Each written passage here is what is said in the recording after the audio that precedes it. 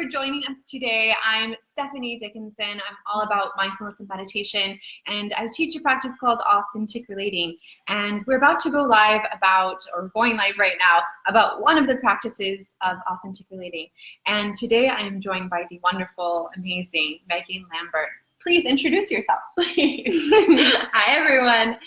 So I'm Megan Lambert. I live in Bali. And I am a masculine feminine coach. So what that means is I help men decode women, because we can be confusing, and I help women get in touch with their bodies and their sensuality. Yes, and she is amazing at this. And just last weekend, Megan and I were together. I co-led an Authentic Relating training here in Bali, and Megan was there. Amazing. I got to be a student. Yeah, Megan was one of our participants that weekend for the training, and it was fantastic. And since then, we've really been kind of diving in and unpacking some of the practices that were introduced in the training and kind of talking about them in like a real life way. And we thought, let's go live with this and share this practice because it's really impacted me. It's really impacted Megan. And the practice we chose is welcome everything. So we're going to share a little bit about what this means, how you do it, and the impact it has on you and the other people you're in relationships with. Mm-hmm. So we're going to dive in. And if you're here, drop us an emoji. I see Derek Simpson's here. Hi, Derek. It's so good to have you.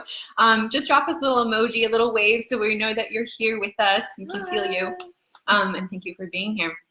So let's dive into that first question of what does welcome everything mean by practice? So I guess if I'm going to just simply answer it, it can be like, notice your experience and pay attention. For example, like notice sensations, feelings, and even thought streams that are going on in yourself, in your body. And how else could we define that? I define it as not resisting anything. Like in myself and someone else, it's like, you know, sometimes it's like, oh, a judgmental thought will come into my head. And my next thought is like, oh, don't be judgmental. Oh, don't be judgmental about being judgmental. Yes. Right? And so it's like, I think welcome everything is just like, it's all welcome. Like every part of us is okay. And that's, it means a lot to me. Yeah, absolutely. Like when you're saying that, I'm kind of getting this image and this feeling of undamming something, like the blocks that we have where it's like, oh, I shouldn't, all the shoulds, like I should be one way or I shouldn't feel that. Yeah. And it's like just letting it all open up and being like, okay, I'm noticing I have like heat in my body. Oh, I'm noticing that I have a little bit of like an angry storyline running through me.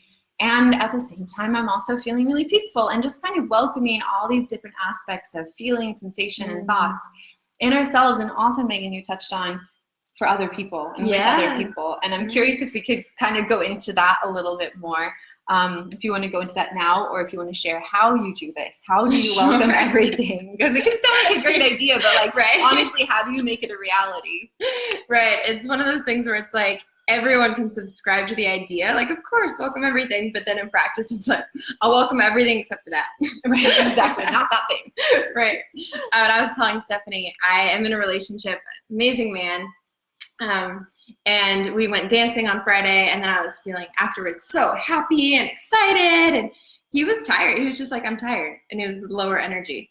And I was like poking him, like, be happy, be excited, be happy. And he was just like, I'm just tired right now. And he was like getting a little grumpy. Can you relate? Yeah. Where I'm like, I don't want you in the state you're in. I want you in what the state I want you to be in. Mm-hmm. And then luckily he's also kind of trained in this. And he called me out. And he's like, didn't you just learn about welcome everything? I don't feel very welcomed. And so it was a really good aha moment for me to just like slow down and be like, wow, you're right. And I'm sorry. Like your grumpiness is welcome. Your tiredness is welcome. And my disappointment is also welcome. Yeah. And how was it when you two shared that together? It felt like a softening, like a softening and a reconnecting, because before it, you know, it's kind of like you be happy. No, I'm grumpy. But it's like, as I welcomed him, it, like both of us got softer and like I felt more love. As you're saying that, I'm feeling that kind of love and like Yeah, the softening, and it just opens, it's like creating space for more presence and love to be there between you two. Yeah. And just, welcoming yourself, welcoming him. I love that. This is a really good example.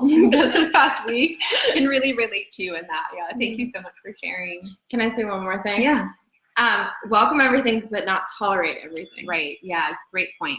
It doesn't mean that just because we're welcoming everything in ourselves or someone else that it gives us this permission slip to do whatever the fuck we want. Can I say fuck on here?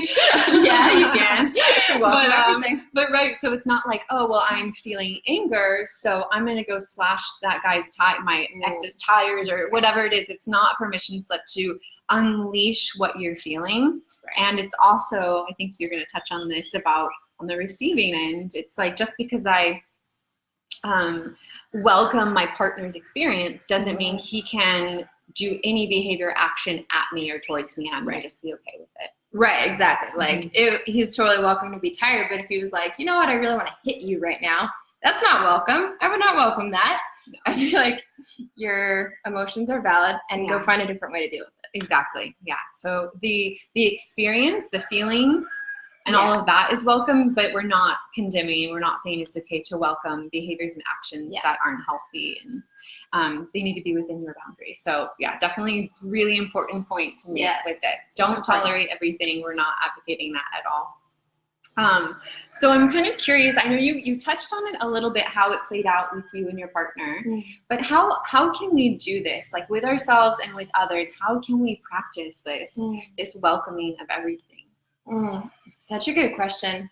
I think one of the things is I learned from you actually is just noticing like what is alive in me right now, and just noticing it, and then not having to like change it or fix it or whatever. Like just before this live, actually, we were talking about our businesses, and I was saying like I feel a little stuck in a spot, and you were just like, oh, okay, that's cool. You know, it was like there was nothing to change or do or fix, or like there was no problem with feeling that way. Right. It's which I really appreciate. Yeah, it's so true. I love that. Right, because so often I think I don't know if this is like this for you, but in that kind of example, sometimes I could share what I'm feeling, and someone else, or even sometimes an inner voice, might try to fix it or give like a solution or advice or like a Band-Aid, and it almost feels like, oh, they're not they're uncomfortable with me sharing what's really going on for me. And so I feel like, oh, I guess I can't really be fully honest with them, or even sometimes with myself, because like that stuff's not allowed. Totally. Yeah, for sure. Yeah. What about you? You welcome everything moments lately? Yeah, definitely. I do feel like the practice that feels like the fastest and most accessible, and really acting this out of welcome everything, is just taking like few seconds to just ask myself. Sometimes I close my eyes to do it and just go like, oh, what's alive in me right now? And it's almost like a very brief meditation. And I do this with clients, and it's easy. It's very simple, but it's so powerful. And it can just really give you the freedom of feeling and naming what's going on in you. And then kind of like unlocking the power that's behind all of it. So I like to ask myself, okay, what's alive? And I'll start with 3 things, and I'll name like a sensation, a feeling, or a thought that's alive in there. And it feels really good to do this with someone. So Megan and I actually did this together, and we did it for 3 minutes and just got to really like reveal what was happening. So I got to say for 3 minutes, like welcoming myself, and she listened and witnessed me and welcomed. And I just felt like freedom. I felt a bond created between us. So that's a really beautiful way I can do it with myself and with somebody else. I can just invite them to do this with me. Yeah, I love that. What were the 3? It was sensation, a feeling, and a thought? Yeah. Cool. Yeah, I like to do it that way. It's a really good check-in. Yeah. Like, what am I feeling in my body? A sensation, what's a feeling? Yeah. I'll have to remember that. Yeah. I like they refer to it as a check-in too. I think it's a really good way to put it. It is just like a check-in. It's like, okay, what's alive? What's here? Yeah. Okay. Cool. Yeah. Yeah. I'm wondering if anyone watching can relate. Like if you can relate to this or have any curiosities about it, then we're checking out we're checking out your comments right now. We're just taking a look. So go ahead and type it into the comments. Anything that's coming up for you, any questions or curiosities. Love to hear it. Yeah. So going back to how we do it, is there any more you wanted to say about it? Well, I mean, so I went on a walk this morning. Yeah. Okay. Yes. So I was like, one of my practices this morning, and each day it's a little different, but I decided to go for a walk, and I found this beautiful, like went down this steps into the Bali jungle, and then there was a river flowing, and there's a water temple. It was really cool. And all kinds of different plants and animals and like a symphony of sounds. And one of them was a spider web stretched out, like a big, like this big spider web. My first thought was like, spiders. I don't like those. But then my next thought was like, well, the spider web is catching the mosquitoes, which bite me. And so I'm grateful that they're doing that. Mm-hmm. And I just was thinking about like, that's a really good example of welcome everything. It's like on the surface, I might not like spiders, but there's actually like a reason for them. Like they fit in the diverse ecosystem of how we all come together and how we're all connected. And so, yeah, that was, I don't know a real life analogy, but that was powerful. That's such a beautiful illustration because that's happening in nature in your experience in your walk this morning. And I see that happen within myself. And every training and every weekly workshop we have with Authentic Relating, we'll actually do this practice of going around the circle and sharing with the whole group like what's alive, welcoming everything. And we end up usually doing it twice in a row, like 2 rounds. And it's fantastic because often on that second round, there is this, it's like exactly what you talked about happening in the nature walk. It's like the first round, it feels like, okay, there's a little bit of judgment, like I don't like spiders, or I don't like the fact that I have that sensation or that feeling. But by the second round, it's like something has just shifted because you just said it out loud. It's like you named it and it sort of like dissolves the charge. So if I said the first round, like, I'm feeling like this anger in me. By the second round, it's like, actually, I'm not feeling that anger charge so much. I'm feeling kind of grounded and at peace. And it's sort of like just naming it gives me this insight into a different part of my experience. So I don't know if that's translating. Yeah, totally. Okay. It made me think, I want to say the story on Sunday of what happened. On Sunday, we were doing some check-ins or something, and I felt like irritated, like I wanted to move my body. But my first thought was like, oh, I can't say I'm irritated because I have to, Stephanie's my friend. I have to just like agree with everything that's happening. My like good girl conditioning, right? Like I have to back my friend. Oh my gosh. But then I raised my hand and I was like, I feel irritated because I'm hungry and I want to move my body. And it was just true for me. And it was also felt kind of vulnerable because I was like, what if she doesn't like that? Like, what if she gets mad? But it ended up, as like you're saying, as soon as I said it, then I was like, oh, I'm no longer irritated. Then I started laughing and I was like, oh, okay. Yeah. I just wanted to be able to say it. Yeah, it was and it felt so good. I felt really happy for you when I witnessed you expressing that. And I actually felt resonance in what you said. And it's like it hadn't been named in the group, but I actually was feeling it too. And so you saying it was like, yeah, me too. And I'm feeling this kind of irritability and I'm feeling a desire to like get up and shake off some stuff too. And by naming it, it kind of freed it up. And then we actually kind of shifted. And not too long after we had a break where we kind of danced around and moved some energy. So it's like it kind of helped us relieve something, shift something. But really it just felt good just to like say what was really happening in the moment and just be vulnerable and honest, like in that revealing. And you know what it makes me think of too is like, as I reveal what's happening or what's alive for me, it's often similar to what's alive with the other person. Yeah. Like, especially like if I'm like I did this with my partner too. At one point I was like, I don't know why I just feel annoyed with you. And he's like, I feel annoyed with you too. And what happened after you shared it? Well, then we're like, I think we just are craving a little more space and alone time. And so we had a really good conversation after about like, okay, well, what are our needs that's creating this feeling of annoyance? Wow. I love that. So it was actually like a doorway into more honesty and it sounds like if you got more of what you wanted by doing that. Really and good. Closeness. Because it's like if I didn't say I'm annoyed with you right now, he wouldn't have said it. And then we would have just gone along pretending that everything's okay. Yeah, for sure. And everything is okay, but gone along pretending. Right, exactly. Like reveal those feelings. And that's one of the things with the impact. So we have this question here, like what is the impact of doing this practice? Like what's good about it anyway? What's the point? Yeah. And I can say that the example that you just shared about you and your partner, I've had really similar experiences where by revealing, like by welcoming my experience myself and really feeling something, and then naming that and having my friend or my partner welcome my experience and my words, I feel so seen and so heard.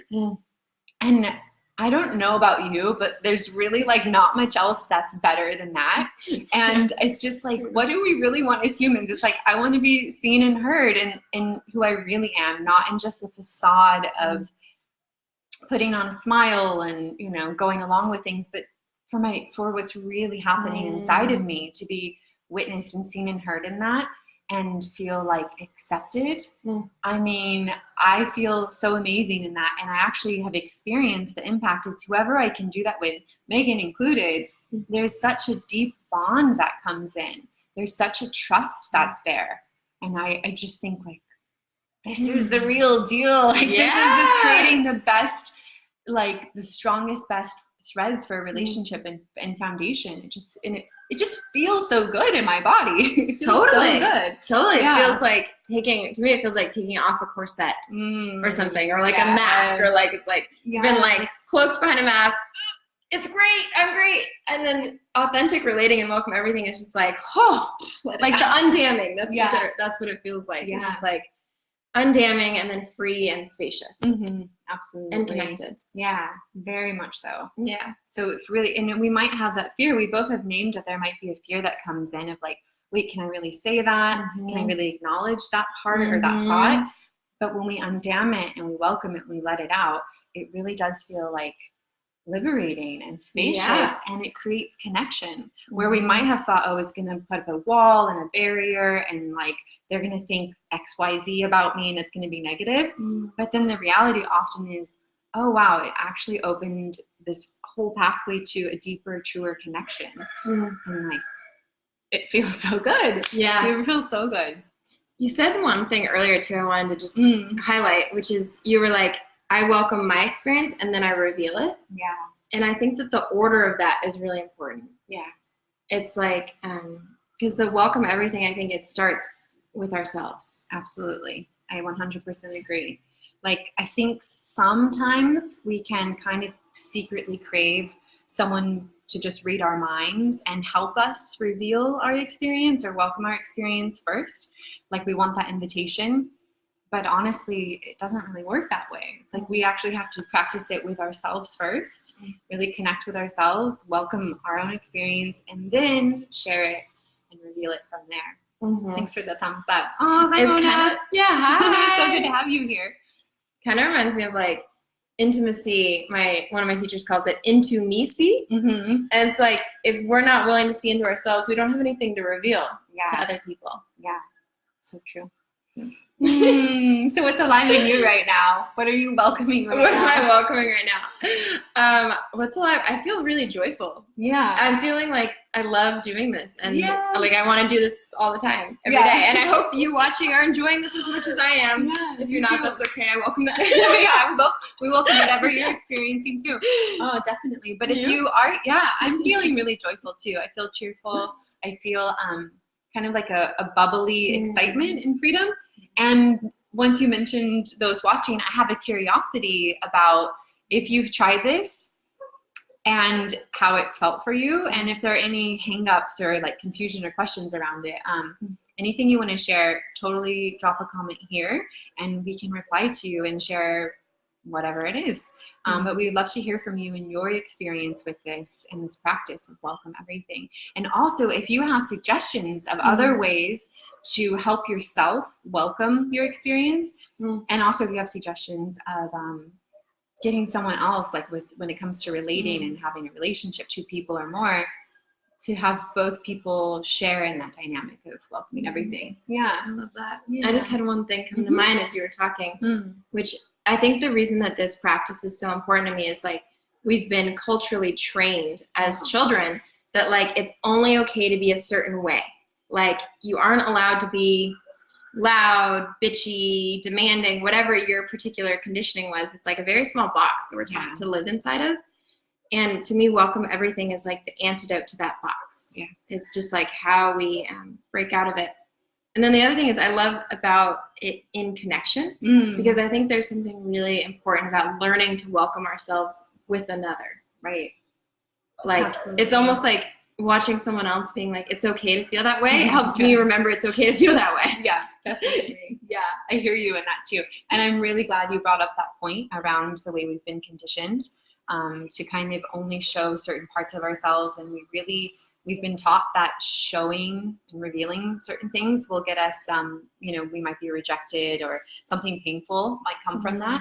And so this is kind of like, yeah, exactly. It's like the antidote to that. And it can have a really healing effect when we practice this with ourselves. And especially, as you mentioned, when we do it in connection, it also feel really healing and kind of like undoing all of that cultural damning. Like, you shouldn't do this. You can only be that and not that. And it's just like this freedom and this undoing that comes from that. Yeah, I just really got good goosebumps. point. So good. It's important. It's important work. Yeah, absolutely. Yeah. I'm feeling really like, like a juiciness around this, a real aliveness around this topic. And I love to see how it just unfolds moment by moment in my life. And it's been such a pleasure talking about this with you. Yes. Is there anything more you're feeling you'd like to share? I guess just Brene Brown's quotes came to mind. And she's an amazing author. If you don't know Brene Brown, but she writes about shame. And she's like, shame needs 3 things to grow exponentially: silence, judgment, and secrecy. And to me, and then the antidote is to share it in connection with other people. And to me, authentic relating is a way, like, they're tools to do that. Like tools to share how we're feeling so that we can start to clear shame and feel more free. Absolutely. I love the way you phrase that. Yeah, that definitely is like, that is what authentic relating is. It's those tools for that. Yeah, definitely. Well, it's been a pleasure to share this, and thank you for being here and watching us. And again, please drop us comments or any questions, and it can be direct message if you prefer to do it privately. It'd be great to hear from you. Yeah, I'd love to hear from you guys, hear what your takeaways were. Yeah. And thank you. Thanks for having me. Thank you. See you next time. Thank you. Bye. Bye.